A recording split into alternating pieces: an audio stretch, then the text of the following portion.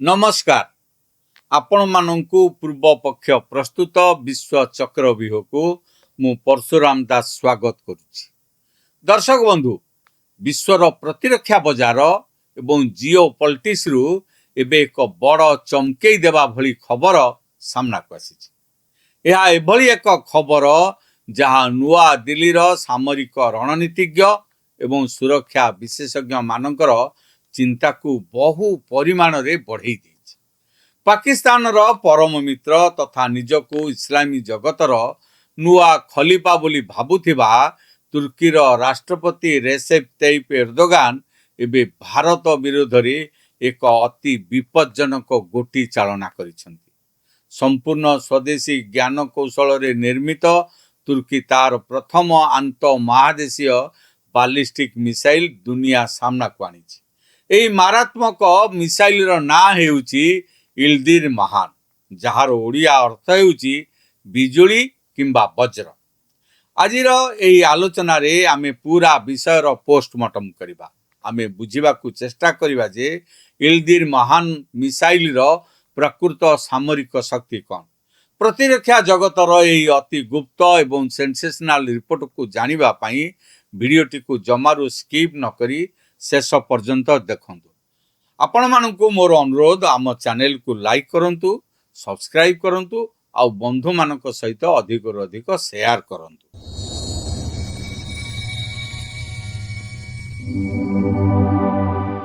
दर्शक बंधु तुर्कीर प्रतिरक्षा मंत्रालय दाबी अनुजाई एही मिसाइल रो मारक क्षमता हेउची 6000 किलोमीटर रु अधिक।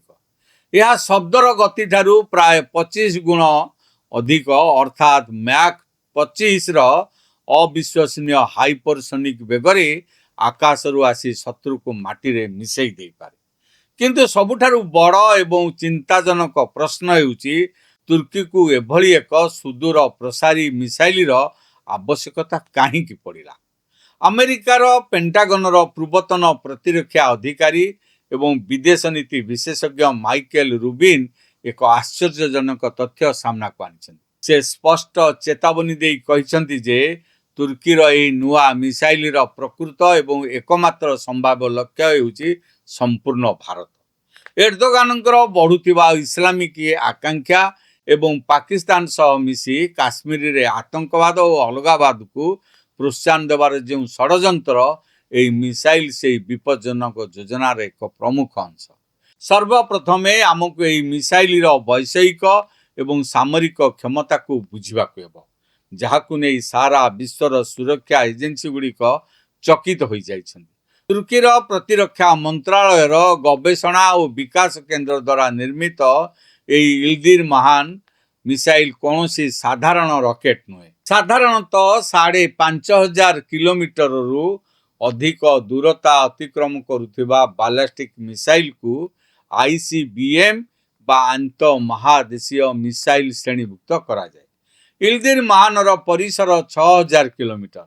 जदि यह को आंकारा बा इस्तानबुल लॉन्च करा जाए भारतर प्राय समस्त प्रमुख सहर यार सीधा सड़क लक्ष्य भीतर को आसीजिवो। एही मिसाइल वायुमंडल रे प्रवेश करिबा समय रे घंटा प्रति 11,000 रु 31,000 किलोमीटर बेगरे गति करि पारे।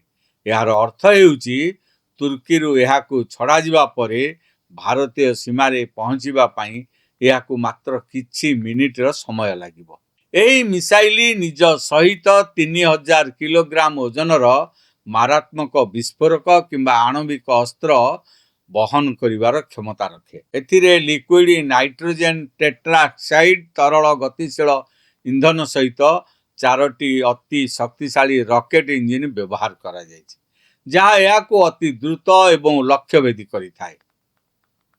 एबे हमकु तुर्कीर राष्ट्रपति रेसेप तय्यिप एर्दोगान को मानसिकता को बुझिबा को हेबो। एर्दोगान निजको केवल तुर्कीर राष्ट्रपति बोली भावंती नहीं, से निजको पुराना ओटोमान साम्राज्यर सुल्तान भावे विश्व दरबार रे प्रतिष्ठा करने को चाहती। से निजको शरियार सेवक बोली खोला खोली घोषणा कर सारी। निजर यही उग्र इस्लामिक राजनीति जोगु से पाकिस्तान सहित अति निबिड़ संपर्क गढ़ी। काश्मीरी प्रसंग रे तुर्की सबुबेले भारत विरोध रे ଏବଂ ପାକିସ୍ତାନ ସପକ୍ଷରେ ବିଷୋଦ୍ଗାର କରି ଆସିଛି।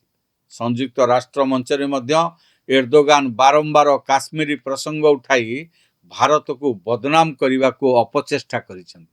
ସେ ଏକ ସଭାରେ କହିଥିଲେ, କାଶ୍ମୀର ଆମ ପାଇଁ ସେତିକି ନିକଟତର ଯେତିକି ଆମ ପାଇଁ ନିଜେ ତୁର୍କୀ। ବିଶେଷଜ୍ଞମାନଙ୍କ କହିବା ଅନୁସାରେ ତୁର୍କୀ ଏବେ କାଶ୍ମୀରର ଅଲଗାବାଦୀ ଏବଂ ଆତଙ୍କବାଦୀ ସଂଗଠନଗୁଡ଼ିକୁ ପଛରୁ ସାହାଯ୍ୟ କରୁ। ତୁର୍କୀ ନିଜ ଦେଶରେ କାଶ୍ମୀରୀ ଛାତ୍ରଛାତ୍ରୀମାନଙ୍କୁ ବହୁ ପରିମାଣରେ ସ୍କଲରସିପ୍ ଦେଉଛି, ଯାହାଦ୍ୱାରା ସେମାନଙ୍କ ବ୍ରେନ୍ ୱାଶ୍ କରାଯାଇପାରିବ ଏବଂ ଭାରତ ବିରୋଧରେ ତୁର୍କୀ ଶୈଳୀର ଉଗ୍ର ଚିନ୍ତାଧାରା ସୃଷ୍ଟି କରାଯାଇପାରିବ।